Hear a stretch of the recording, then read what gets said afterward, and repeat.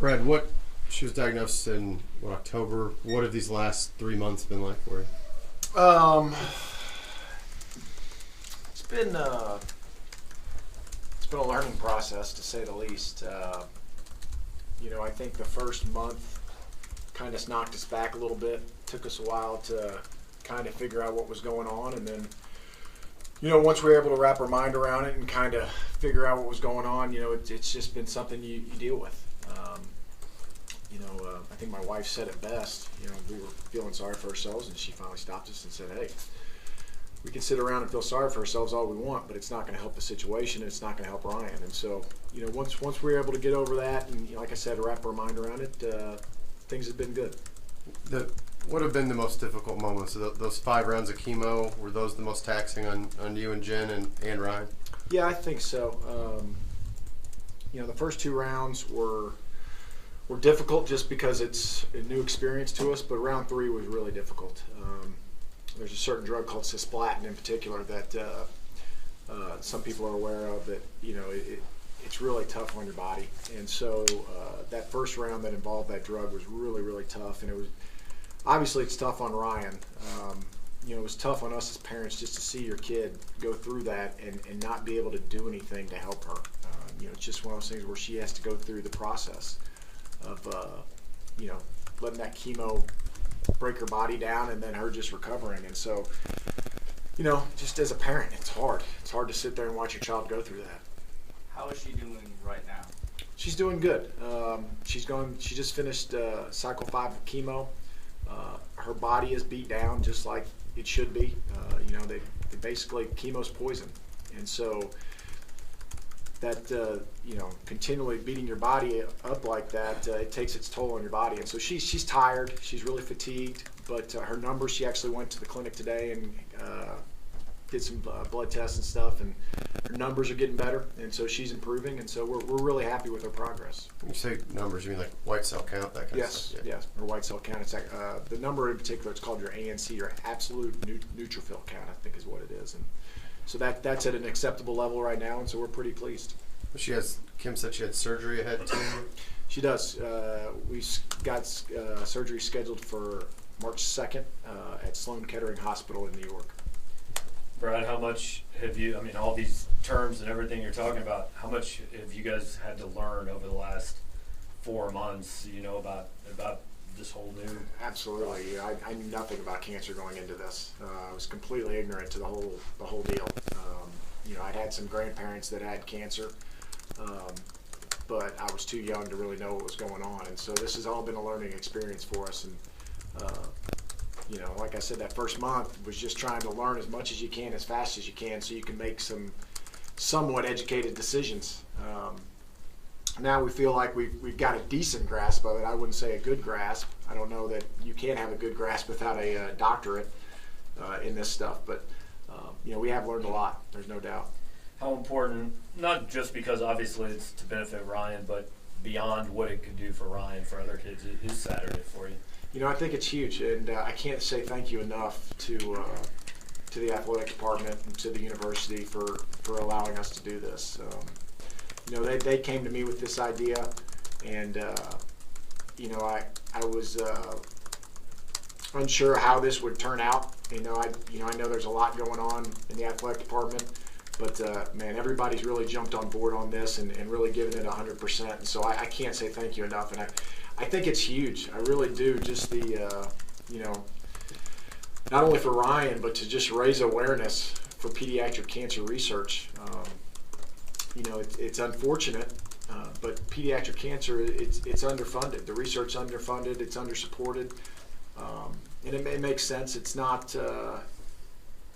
It doesn't raise a lot of money. It doesn't. It's not very profitable for the drug companies to put a lot into this, just because there's just not many cases, and so they put their funds up elsewhere. And I think there's a lot of kids out there that you think they're getting what they need. You see the St. Jude commercials, and St. Jude's doing a great job. You see the American Cancer Society stuff, and they're doing a great job. But there's a big group of kids that unfortunately aren't getting their due diligence. How much Has this changed your perspective? You know, I mean, when you're going through tough times like a losing streak right now, I mean, does it hit you different than it might have 5 years ago? You know, considering everything else that's going on in your life and how much more important that is. Sure, I don't think you can help it not to. You know, this puts everything, a lot of things in perspective for me as a parent.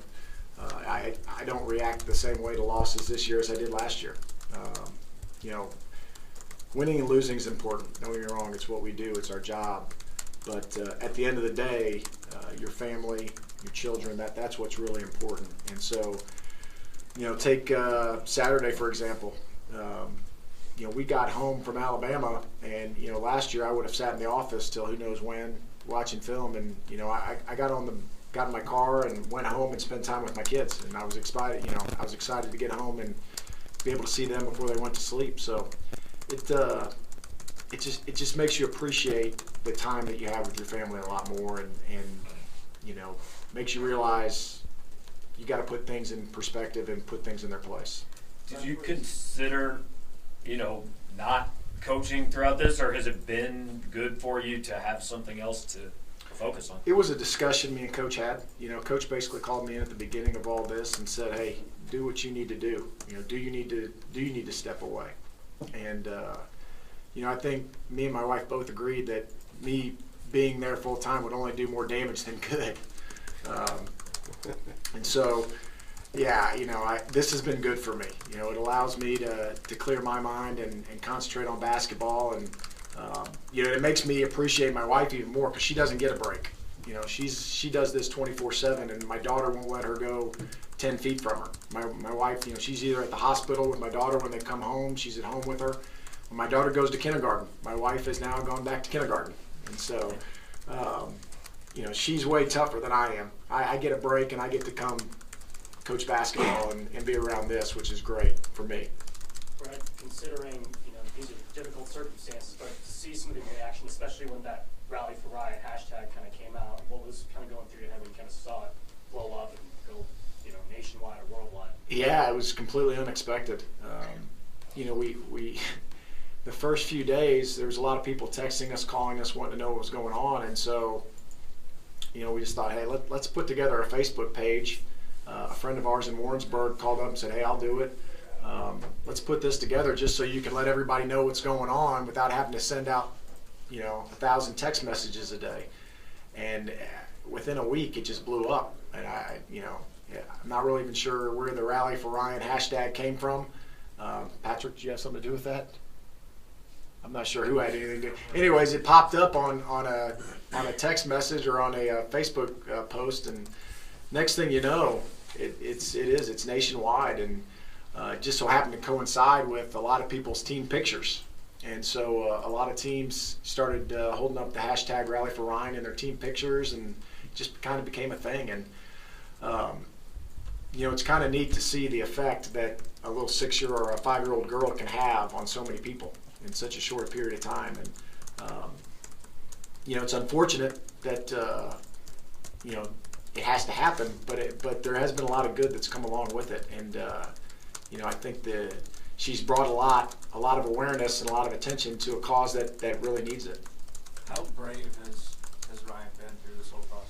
She's been unbelievable. She's incredibly tough. I sit there and I watch her go through chemo and watch what she has to deal with, and I can't say that I would handle it anywhere close to as good as she has.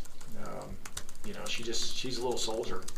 You know, she doesn't like it. She lets you know she doesn't like it, but she deals with it. She gets through it, and you know, she's been great through the whole process. Brad, will she obviously and your family be at the game Saturday? And does she have kind of an understanding of what's going on Saturday to help out? Not really. She just kind of goes with the flow. I think she understands more than she lets on. We're hoping she'll be there. You know, if it were tomorrow, probably she wouldn't. But she's getting better every day, and so I would hope by Saturday that she feels good enough that she can come. But no, she does. She you know, and the doctors and nurses and child psychologists all say that she understands a lot more than what she lets on, and so. she enjoys the attention a little bit to a certain point, but at some point she's had enough. So we'll see how she handles Saturday.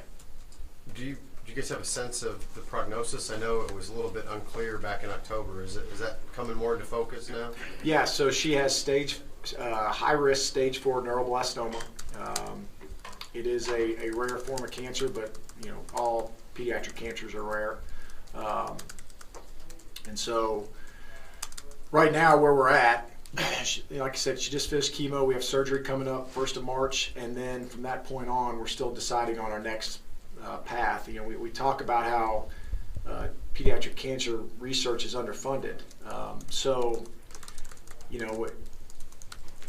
There's a debate going on right now in terms of neuroblastoma, in terms of what's the best route for treatment, and so right now we're trying to figure out what that route will be.